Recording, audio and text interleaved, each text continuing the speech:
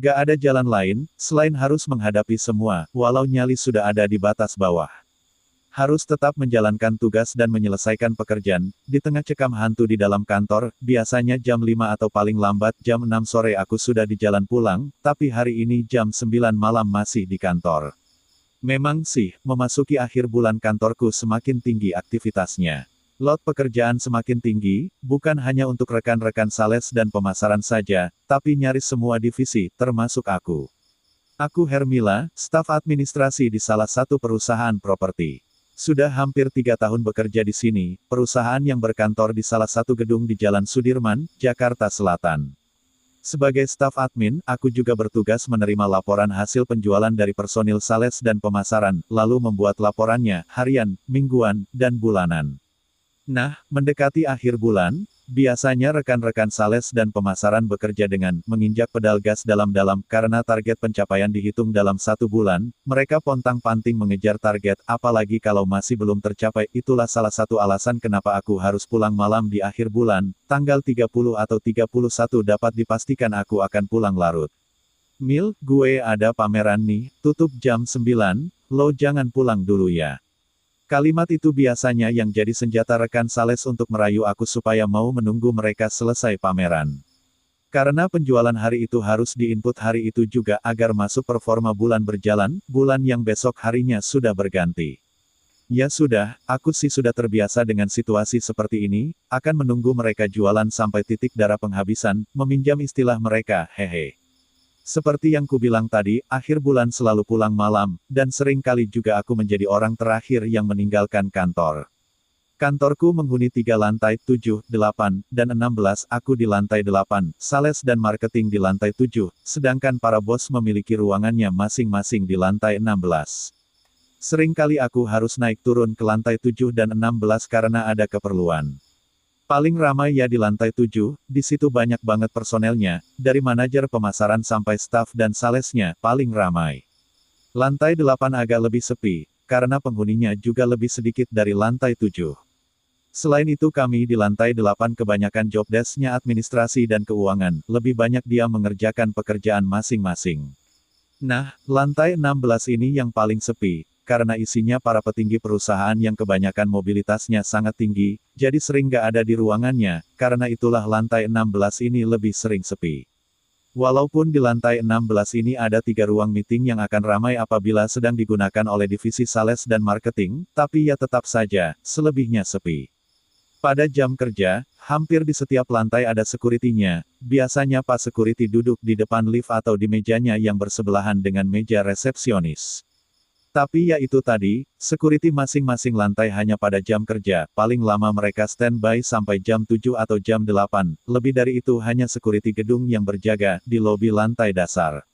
Begitulah. Nah, saatnya kita masuk ke pembahasan yang seru. Sama seperti gedung perkantoran lainnya, gedung tempatku bekerja ini juga memiliki banyak cerita-cerita aneh, janggal, atau juga seram, yang beredar di kalangan karyawan. Gedung yang letaknya persis di depan kawasan GBK ini memang termasuk yang sudah lama berdiri, termasuk gedung tua punya banyak cerita dan sejarah panjang. Waktu awal-awal masuk, aku sudah banyak mendengar cerita-cerita seram tentang gedung ini dari Mbak Retno, rekan kerjaku yang lebih senior, dia sudah bekerja di sini 5 tahun sebelum aku masuk. Kebetulan meja kami bersebelahan, jadinya aku jadi lebih sering berbincang atau keluar makan siang dengannya. Coba lo perhatiin deh, kalau nanti lembur. Lantai lain mana ada yang berani kerja sampai malam. Kalau ada pun karena terpaksa, dan paling malam jam 8. Gak ada yang berani lebih dari itu. Paling terakhir kejadian di lantai 3, ada yang kesurupan sampai pingsan. Ada juga yang cerita kalau dia ngeliat lantai 11 rame banget, padahal udah jam 10 malam, ternyata hantu semua. Ada juga yang kerja lagi kerja lembur, ditemenin sama kuntilanak yang duduk di sebelah dia. Hi, serem, makanya gue paling gak mau lembur sendirian sampai malam. Begitulah beberapa penggalan cerita dari Mbak Retno. Aku yang waktu itu baru masuk kerja, jadi agak parno dan ketakutan, tapi ya mau gimana lagi. Sampai akhirnya, pekerjaan memaksaku untuk pulang larut, memaksaku untuk menghadapi peristiwa sungguh membuatku nyaris pingsan karenanya. Asteris asteris asteris. Awalnya memang aku gak pernah merasakan atau malah melihat hal-hal yang menyeramkan ketika harus lembur sampai malam sendirian, hanya sesekali perasaan seperti ada sesuatu yang aneh, atau tiba-tiba bulu kuduk berdiri sendiri. Tapi ya hanya itu saja, gak ada penampakan yang aku lihat langsung, gak ada. Karena belum pernah merasakan atau mengalami apa-apa itulah akhirnya aku jadi semakin percaya diri, semakin gak ada ragu untuk pulang larut malam. Sampai akhirnya aku merasakan semuanya, mengalami hal yang aneh, janggal, sampai akhirnya sangat menyeramkan. Gak langsung frontal, tetapi perlahan-lahan, setahap demi setahap. Begini kejadian yang pertama, entah waktu itu sudah keberapa kalinya kerja sampai larut malam. Tapi yang pasti sudah beberapa bulan lamanya aku bekerja di kantor ini. Sudah 6 bulan kalau gak salah. Jadi, malam itu bukan yang pertama kali aku harus lembur. Masih ingat dalam ingatan. Waktu itu akhir bulan. Nyaris jam 10 malam, di ruangan hanya tinggal aku dan Andre. Posisi duduk kami agak berjauhan, berseberangan, aku di ujung sini Andre di ujung sana. Tapi kami masih bisa saling melihat satu sama lain. Di antara tempat kami, ada ruang meeting kecil di sebelah kanan. Ruangan berdinding kaca yang waktu itu sudah dalam keadaan gelap. Kami asik dengan pekerjaan masing-masing. Oh iya, sebagian lampu sudah mati, ruangan sudah agak redup karenanya. Mil, lo belum beres, tungguin gue ya. Jangan balik dulu, kata Andre dari kejauhan. Iya Andre, ini juga belum kelar, jawabku. Lalu kami kembali lanjut kerja, suasana kembali hening, hening. Cukup lama hening. Sampai akhirnya, tiba-tiba terdengar suara printer. Lo ngeprint Andre? Tanyaku. Enggak, jawab Andre. Lalu kami saling memandang sebentar, menunjukkan wajah keheranan. Terus siapa yang ngeprint? Tanyaku. Gak membutuhkan jawaban. Kemudian kami melanjutkan pekerjaan, mencoba untuk gak terpengaruh. Suasana kembali hening, sepi, sampai beberapa saat lamanya. Tapi akhirnya, ada sesuatu lagi terjadi, mesin fotokopi menyala dengan sendirinya. Kembali aku dan Andre saling berpandangan, dengan wajah keheranan. Tiba-tiba, teleponku bordering.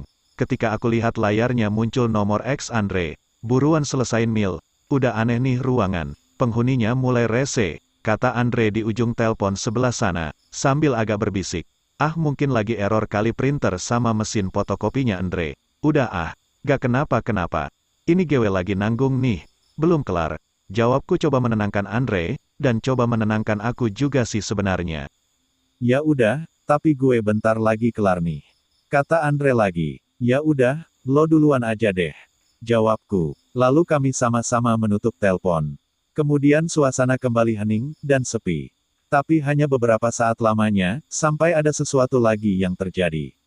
Rur, terdengar suara seperti itu. Lagi-lagi aku dan Andre saling berpandangan. Suara apa itu? Rur, kedengaran lagi. Setelah itu kami sama-sama kompak memandang ke ruang meeting kecil di sebelah kanan ruangan. Sepertinya sumber suaranya berasal dari situ. Ketika sedang sama-sama memandang ke ruang meeting, suara itu muncul lagi. Rur, ternyata itu suara kursi yang bergeser sendiri di dalam ruang meeting, roda kursi menghasilkan suara seperti itu. Selesai, gue pulang Mil. Andre bilang begitu sambil membereskan barang-barang di mejanya. Hanya beberapa detik kemudian, Andre sudah berjalan mendekat ke mejaku. Ayo pulang Mil, lo gak takut apa? Begitu katanya. Sebentar lagi Andre, 15 menit lagi gue pulang. Memang pekerjaanku belum selesai, tanggung, hanya tinggal beberapa laporan lagi. Ya udah, gue duluan ya. Hati-hati lo kata Andre, lalu dia meninggalkan ruangan, pulang. Tinggal aku sendirian. Kenapa aku memaksakan diri? Karena ya itu tadi, tanggung.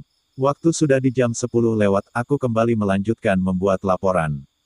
Sepeninggal Andre praktis tinggal aku sendirian di lantai 8 ini, tapi ya itu tadi, aku sudah terlalu percaya diri karena gak pernah merasakan hal-hal aneh di sini.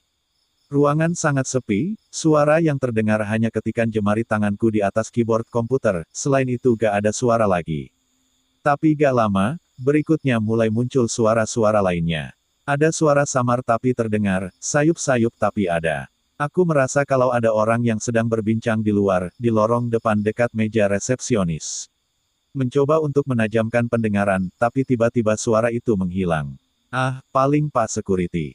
Begitu pikirku dalam hati. Lalu aku melanjutkan pekerjaan. Tiba-tiba terdengar suara lagi, kali ini lebih jelas, gak samar, tapi sangat jelas. Aku mendengar suara langkah kaki di lorong depan, langkah kaki yang semakin mendekat ke ruangan tempatku berada. Suaranya semakin mendekat, aku terus saja menajamkan pendengaran. Langkah kaki semakin jelas terdengar, tapi sang pemilik langkah sama sekali gak kelihatan, kosong, gak ada siapa-siapa. Sampai akhirnya suara langkah kaki itu seperti sudah berada di dalam ruangan, di sini aku mulai merinding, ada suara langkah tapi gak ada orangnya. Aku terus saja menajamkan pendengaran, coba menerka-nerka kemana langkah kaki itu menuju setelah sudah berada di dalam. Ternyata menuju ruang meeting kecil.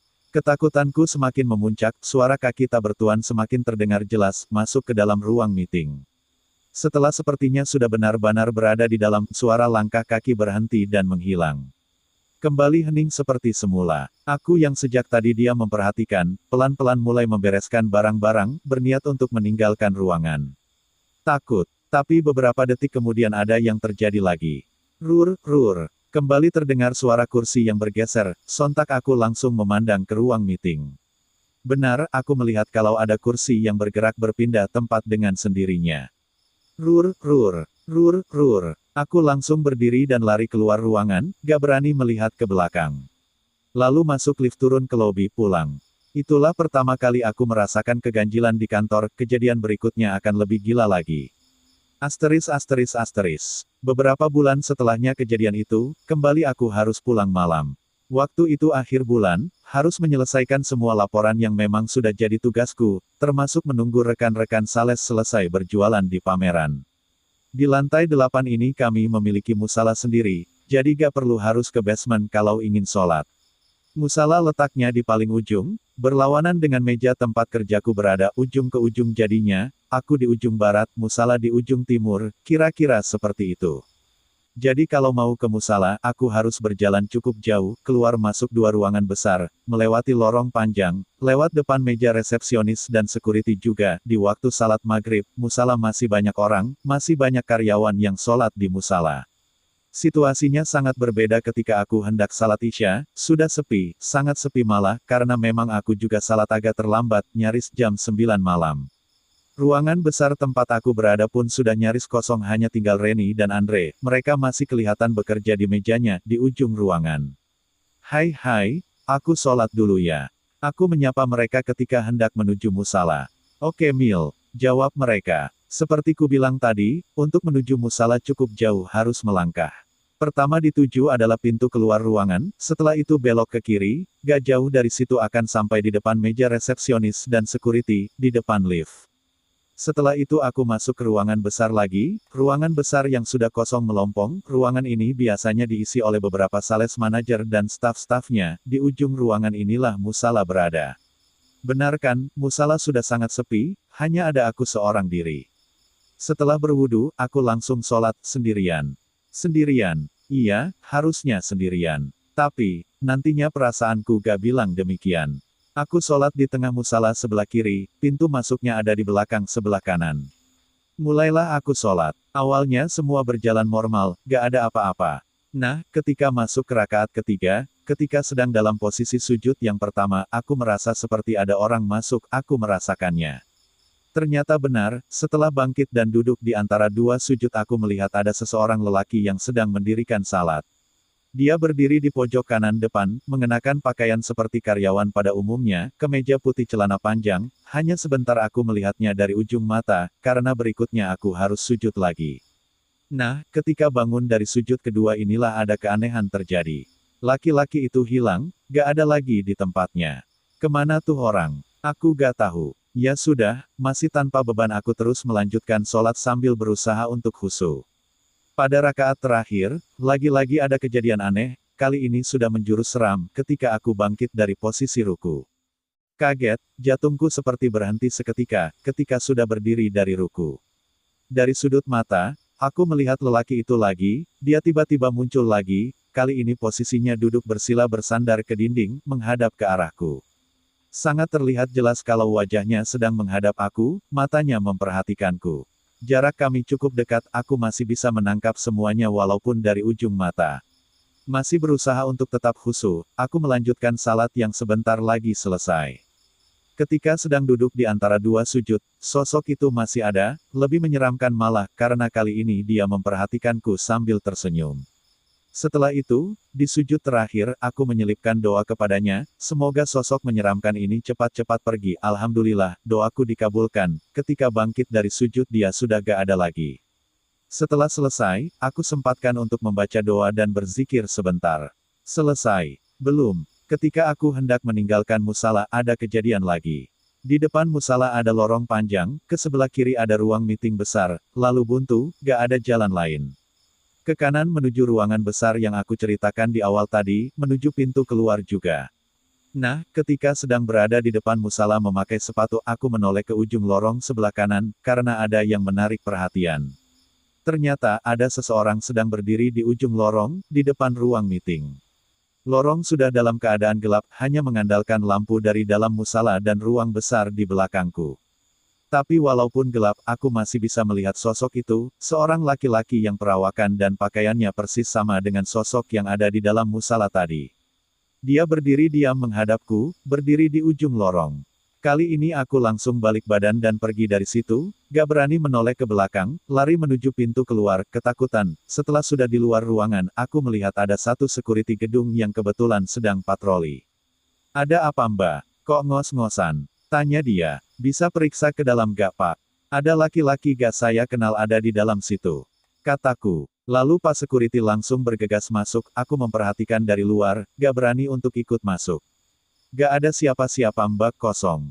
Begitu katanya setelah memeriksa di dalam. Di musala pak, lorong ruang meeting. Setengah berteriak aku bilang begitu. Lalu Pak Security terlihat berjalan masuk ke lorong musala. Beberapa menit kemudian dia keluar. Gak ada siapa-siapa mbak kosong, musala kosong, ruang meeting juga kosong. Cuma mbak doang tadi, gak ada siapa-siapa lagi. Satu-satunya pintu keluar dari musala dan ruangan itu hanya pintu di mana aku sedang berdiri berbincang dengan Pak Security ini, gak ada jalan keluar lain. Lalu siapa laki-laki tadi? Berikutnya, aku mengalami kejadian yang menurutku sangat menyeramkan. Terjadinya baru beberapa minggu yang lalu, masih sangat menempel dalam ingatan. Karena adanya pandemi COVID-19, kantorku menerapkan work from home bagi karyawannya. Tapi WFH gak setiap hari, kami bergantian WFH dan WFO dengan rekan kerja lainnya. Aku kebagian 3 hari WFH, Selasa dan Kamis aku bekerja di kantor. Inilah sebabnya kantorku menjadi sepi, hanya beberapa karyawan saja yang bekerja di kantor secara bersamaan. Waktu itu akhir bulan, hari Kamis malam Jumat. Mumpung sedang di kantor, aku berniat untuk menyelesaikan semua laporan, karena kalau dikerjakan di rumah menurutku lebih repot, lebih enak menyelesaikannya di kantor. Hari yang sangat melelahkan, Kamis itu seharian aku nyaris gak bisa bernafas, begitu banyak pekerjaan yang harus diselesaikan. Untung saja, perusahaan kami masih bisa berjalan normal di masa pandemi seperti ini, walau ada sedikit gejolak, tapi masih bisa terus berjalan. Waktu itu hanya ada aku dan Reni di dalam ruangan, belum terlalu malam, masih jam 7:30. Mil, GW duluan balik ya, laki GW udah di bawah tuh. Kata Reni. Yah, GW sendirian dong. Kataku. Ya maaf, hehe. GW ikut ke bawah deh Ren, mau beli kopi. Ya udah ayo. Kemudian kami turun. Sesampainya di bawah, Reni pulang, sementara aku ke kedai kopi di sebelah gedung. Aku butuh segelas latte untuk menyegarkan mata dan pikiran. Setelah gelas latte sudah di tangan, aku kembali menuju lantai 8. Mbak Mila, tinggal sendirian di lantai 8-nya. Mau saya temani? Kata Pak Andi security di depan lift. Oh makasih, gak usah Pak, saya paling setengah jam lagi pulang, jawabku sambil tersenyum, kemudian masuk lift. Sesampainya di lantai 8, seperti sebelumnya ketika aku lembur sendirian, sangat sepi. Ah buruan selesain kerjaan biar cepet pulang. Gumamku dalam hati. Di dalam ruangan, sendirian, sebagian lampu sudah mati, ruangan jadi agak redup. Benar-benar sepi, aku sendirian, benar sendirian. Sesampainya di meja, aku langsung menyalakan komputer lagi. Tahu gak apa yang terjadi? Aku sangat kesal ketika komputer sudah menyala. Entah aku lupa save sebelum turun tadi atau bagaimana. Ternyata laporan yang sedang aku kerjakan sejak sore hilang semua. Hilang semuanya. Dengan begitu aku harus mulai dari awal lagi. Kesal, capek, ngantuk. Aku hanya bisa merebahkan kepala di atas meja. Ah gimana ini? Nah ketika sedang meratapi nasib, merebahkan kepala di atas meja, aku merasakan dan mendengar sesuatu. Aku merasa kalau ada seseorang yang sedang berdiri di belakang. Perasaanku bilang demikian. Tiba-tiba bulu kudukku berdiri. Perasaan semakin gak enak, sampai akhirnya aku mendengar sesuatu. Hihihihihi, ada suara cekikikan perempuan di belakangku. Sangat jelas terdengar. Awalnya ragu, mungkin saja aku salah dengar. Tapi kemudian suara cekikikan itu kedengaran untuk yang kedua kali. Hihihihi, entah apa yang ada di pikiran ketika itu. Akhirnya aku malah menoleh ke belakang. Benar, ada yang sedang berdiri di belakang. Berdiri dekat dinding ruangan, berdiri dalam gelap. Ada sosok perempuan. Walaupun sebagian wajah tertutup oleh rambut panjang, tapi aku masih bisa melihat sorot mata dan senyumnya. Beberapa detik lamanya kami saling bertatapan. Sampai akhirnya sekali lagi sosok itu mengeluarkan suara. Hihihihihi, aku langsung lari keluar ruangan, menuju lift, turun ke lobi, lalu pulang.